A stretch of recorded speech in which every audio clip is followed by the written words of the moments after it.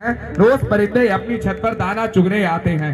रोज परिंदे अपनी छत पर दाना चुगने आते हैं और बड़े बड़े उपहासों को भी हम जो ही सह जाते हैं कि ताकत के बल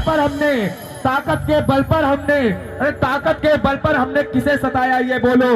अरे तलवारों की धार दिखाकर तिलक लगाया ये बोलो। अरे जेहादी जो मैल था उसको हमने साफ किया था जी, और 17 बार मोहम्मद गौरी हमने माफ किया था जी। मैं यदि सहिष्णु ना होता, ऐसे आरोप लगते हैं हिंदुओं पे कि वो बहुत ही ज्यादा हिंसक है। उन्हीं के लिए कुछ पंक्तियां जवाब में कि मैं यदि सहिष्णु ना होता कश्मीर में काटा ना जाता, मैं यदि सहिष्णु ना होता कश्मीर में काटा ना जाता, मैं यदि सहिष्णु ना होता ये भारत बांटा ना जाता, मैं यदि सहिष्णु ना होता गुरुओं पर वार नहीं होते, आर्यव्रत के इस भारत के टुकड़े हर बार नहीं होते। मैं यदि सहिष्णु ना होता तो कोई कलंकी ना कहता, मैं यदि सहिष्णु ना होता तो कोई कलंकी ना कहता, संसद के गलिहारे में भगवा आतंकी ना कहता। मैं यदि सहिष्णु ना होता गुरुओं पर वार नहीं होते, आर्यव्रत के इस भारत के टुकड़े हर बार नहीं होते। लगता है तुम हिंदुस्तान कंगाल बनाकर मानोगे, कि लगता है तुम हिंदुस्तान कंगाल बनाकर मानोगे, सारा भारत कश्मीर बंगाल बनाकर मानोगे।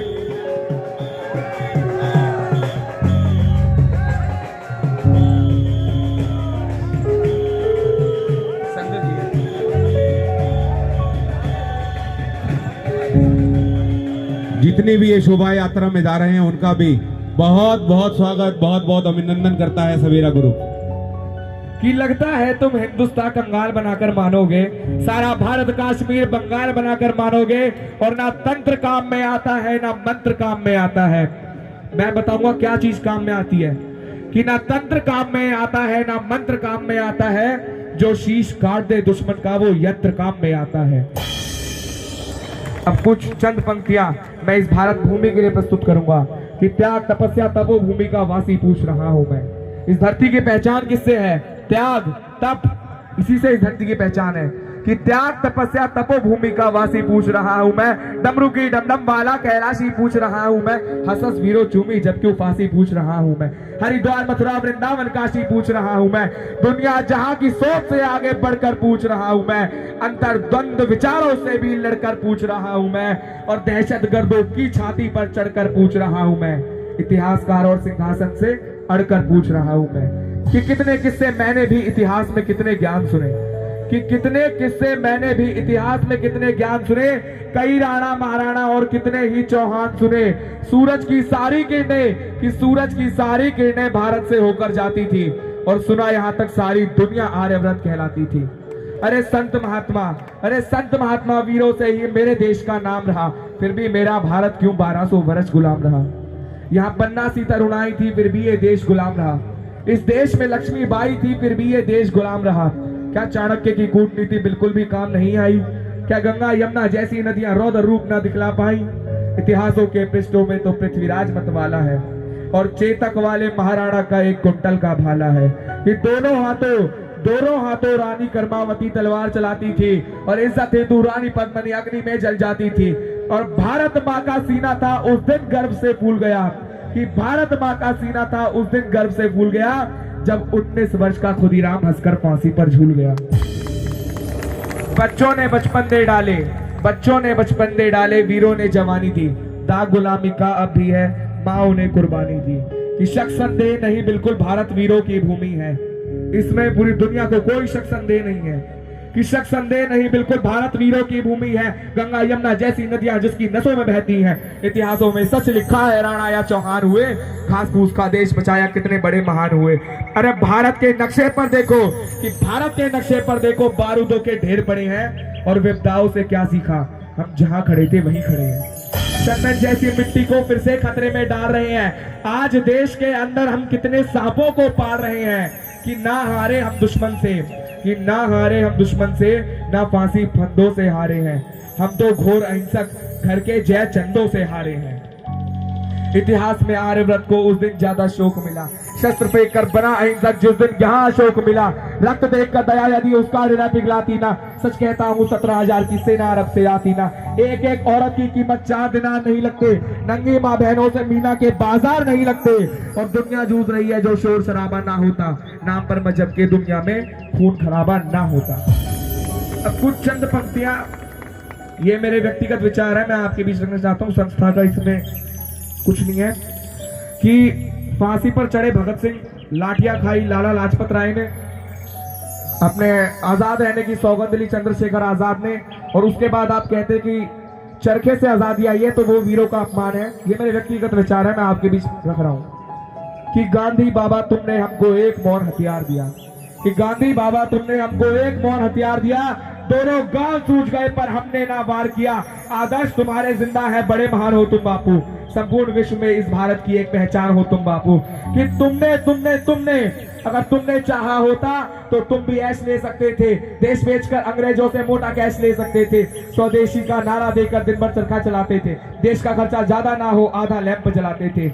और आधी आजादी का बापू तुझको ही हकदार कहूंगा। विरोधी कोई तेरा होगा उसको मैं गद्दार कहूंगा। लेकिन देश के बंटवारे पर बापू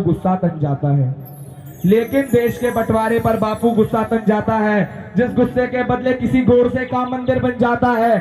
और भारत माँ की छाती पर चलता आरा रुका नहीं। और सन 47 का बापू तुमसे बंटवारा रुका नहीं। कि तुमने बोला था बापू ये शाख नहीं छटने दूंगा। इंच इंच कट जाऊंगा पर देश नहीं बटने दूंगा। और चंदा सूरज धरती अंबर उस दिन सब ही शर्मिंदा थे।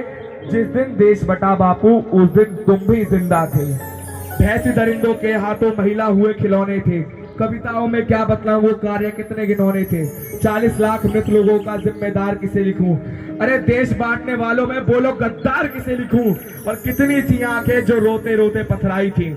और पूछ रही लावारिस लाशें क्यों कुत्तों ने खाई थी। भारत माँ का माटी का परिवेश अधर में छोड़ दिया। बंटवारा करके भी बापू देश अधर में छोड़ दिया। अरे दो थप्पड़ के बदले में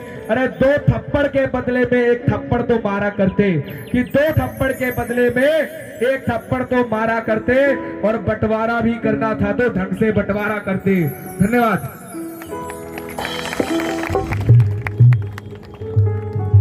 बहुत ही सुंदर हमारे पारस शर्मा जी ने बहुत ही सुंदर पंक्तियां आप लोगों के बीच में रखी है।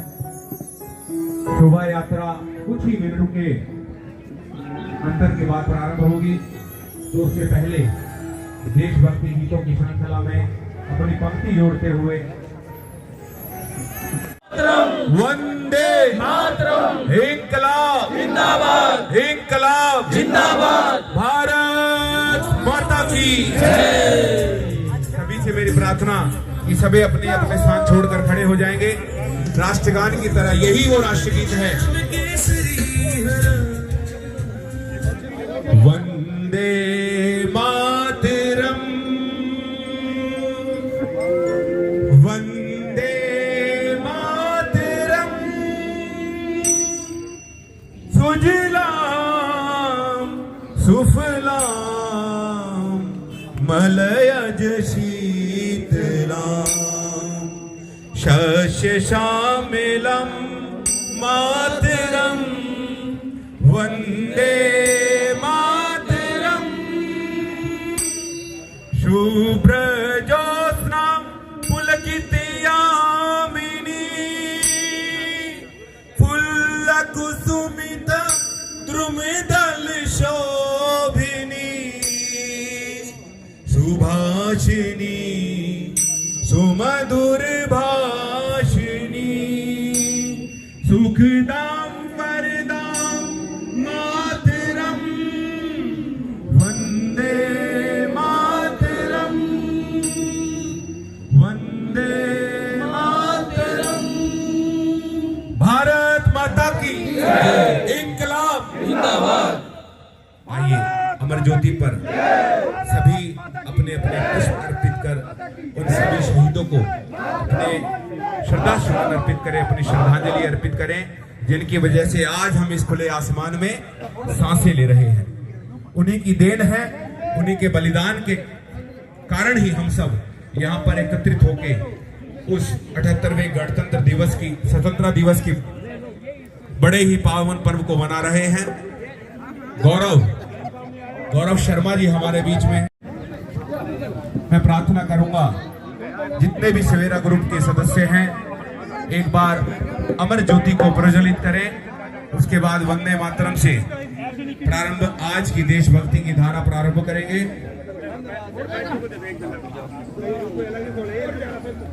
कालू पंडित जी से मेरी प्रार्थना है वो एक बार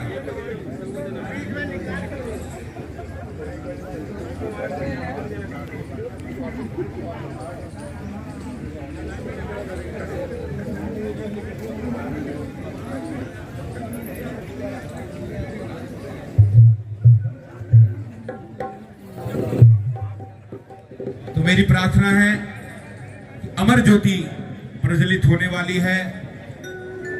जितने भी सदस्य हैं हमारे सवेरा ग्रुप के, सभी से प्रार्थना कि वो अमर ज्योति के पास पहुंचे और सभी से प्रार्थना है कि जो भी ज्योति को प्रज्वलित करेंगे वो अपने जूते चप्पल या जो भी पहना है वो कृपया करके उतार दें।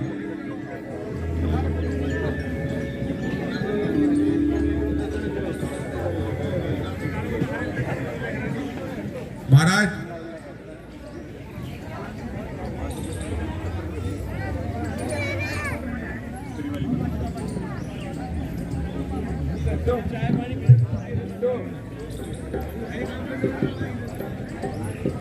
पुनः आए हुए जितने भी भारतवासी हैं सभी को